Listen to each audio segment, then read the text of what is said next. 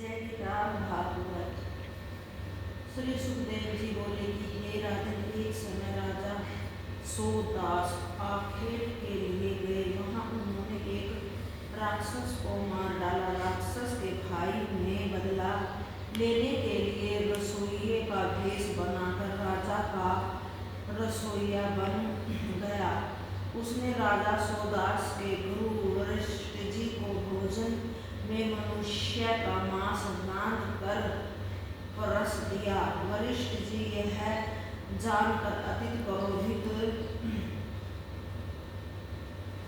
क्रोधित हुए और राजा सोदास को श्राप दे दिया कि तू राक्षस हो जा। जब गुरु को यह पता चला कि यह कार्य तो दुष्ट राक्षस का था, राजा का नहीं, तब उन्होंने श्राप का समय 12 वर्ष कर दिया। राजा कल्माशपाद राक्षस हो गए। उनका शरीर श्राप के कारण काला पड़ गया। राजा कल्माशपाद ने वशिष्ठ जी को श्राप देने के लिए हाथ में जल ले लिया, किंतु पत्नी मदयंती के समझाने से राजा ने ऐसा नहीं किया। उस जल को अपने पैरों पर छोड़ दिया, इसीलिए पैर अति काले पड़ गए। राजा कल्माशपाद ने वन में एक ब्राह्मण तथा ब्राह्मणी को विहार करते हुए ब्राह्मण को खा डाला। इस ब्राह्मणी ने राजा को श्राप दिया कि तू जब अपनी पत्नी से सहवास करेगा तब तेरी मृत्यु हो जाएगी।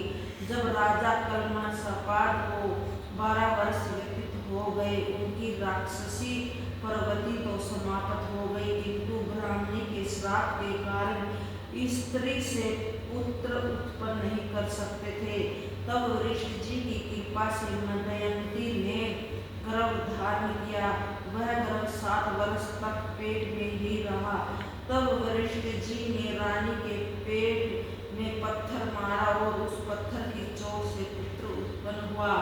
उसका नाम असम की चोट के कारण असमक पड़ा।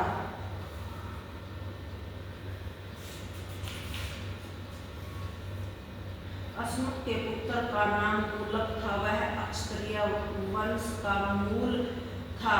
परशुराम जी ने सारी पृथ्वी को क्षत्रियहीन कर दिया था, तब स्त्रियों ने उसे छिपा लिया था।